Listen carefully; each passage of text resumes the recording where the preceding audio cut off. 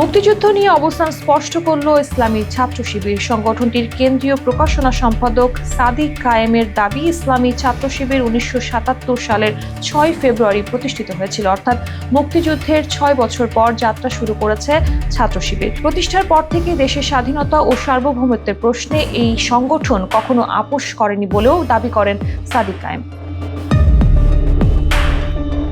ঢাকা বিশ্ববিদ্যালয় ছাত্র শিবির শাখায় সাবেক এই সভাপতি বিবৃতিতে বলেন, দেশের স্বাধীনতা সার্বভৌমত্ব রক্ষার প্রয়োজনে জীবন দিতেও প্রস্তুত ছাত্র শিবিরের সদস্যরা।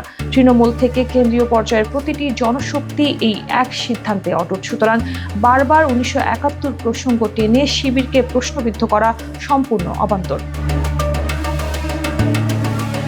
সাদিক কায়েম বলেন, ইসলামী ছাত্র শিবির প্রতিষ্ঠার পর থেকে দেশের প্রতিটি সংকটময় সময়ে সামনে থেকে নেতৃত্ব দিয়েছে, আন্দোলনে জীবন দিয়ে প্রমাণ করেছে শিবির দেশের স্বার্থে আপোষহীন। অতএব 71কে সামনে এনে বিভাজনের রাজনীতি একটি ষড়যন্ত্র, যা বর্তমান নব্য ফ্যাসিবাদী শাসন ও ভারতের প্রভাব থেকে পরিচালিত হচ্ছে।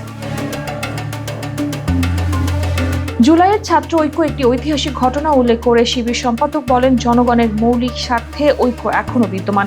ফ্যাসিবাদী ষড়যন্ত্রের বিরুদ্ধে সবাইকে ঐক্যবদ্ধ থাকতে হবে। ব্যক্তিগত মতভেদ থাকলেও দেশের স্বার্থে রাজনৈতিক দল ও ছাত্র সংগঠনগুলোর উচিত ঐক্য বজায় রাখা। মুক্তিযুদ্ধের 54 বছর পরেও যদি জাতি মৌলিক বিষয়গুলোতে ঐক্যমতে পৌঁছতে না পারে, তাহলে তা ভবিষ্যৎ প্রজন্মের জন্য হতাশাজনক বার্তা বলেও মন্তব্য করেন সাদিক কায়েম। তিনি গুরুত্ব দিয়ে বলেন, এবারের সুযোগ যদি হাতছাড়া হয় তাহলে ইতিহাস ক্ষমা করবে না। শহীদদের রক্তের বিনিময়ে অর্জিত জুলাইয়ের ঐক্যের চেতনার ভিত্তিতে বৈষম্যহীন ও ইনসাফ ভিত্তিক নতুন বাংলাদেশ গড়ে তোলার লক্ষ্যে একসঙ্গে কাজ করার আহ্বান জানান ইসলামী ছাত্র শিবিরের জনপ্রিয় নেতা।